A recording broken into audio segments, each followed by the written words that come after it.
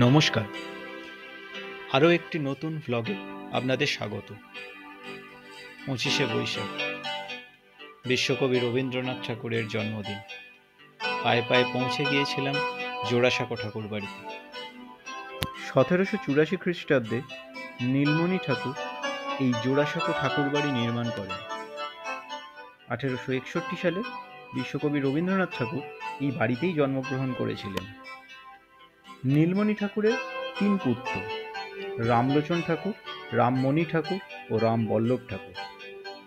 রামমণি ঠাকুরের 3 পুত্র, রাধানাথ, দ্বারকানাথ ও রমানাথ। রামলোচন ঠাকুরের কোনো পুত্র সন্তান না থাকায় তিনি প্রিন্স দ্বারকানাথ ঠাকুরকে দত্তক হিসাবে গ্রহণ করেন। তারই পুত্র মহর্ষি দেবেন্দ্রনাথ ঠাকুর, যিনি কবিগুরুর পিতা। মহর্ষি দেবেন্দ্রনাথ ঠাকুর এই বাড়ির সম্প্রসারণ করেছিলেন।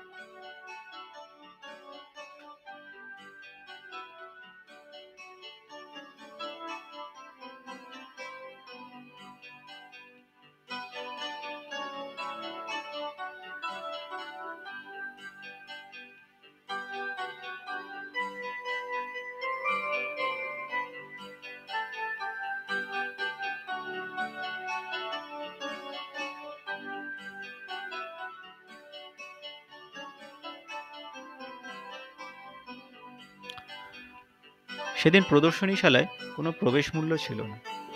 সৌভাগ্যবশত আমি পৌঁছে গিয়েছিলাম 3:15 আশেপাশে। 4টে অবধি প্রদর্শনীশালা খোলা ছিল। তো স্বাভাবিকভাবেই অনেকটা সময় আমি কাটাতে পেরেছিলাম প্রদর্শনীশালায়।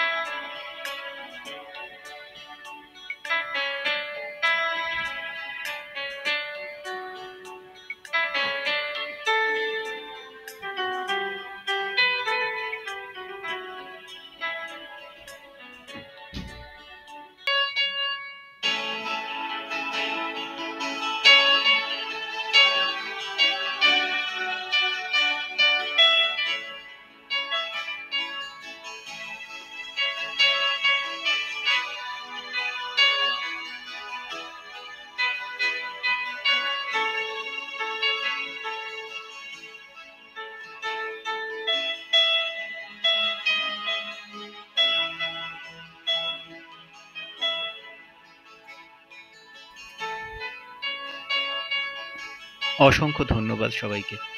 আবার দেখা হবে পরবর্তী কোনো ব্লগে।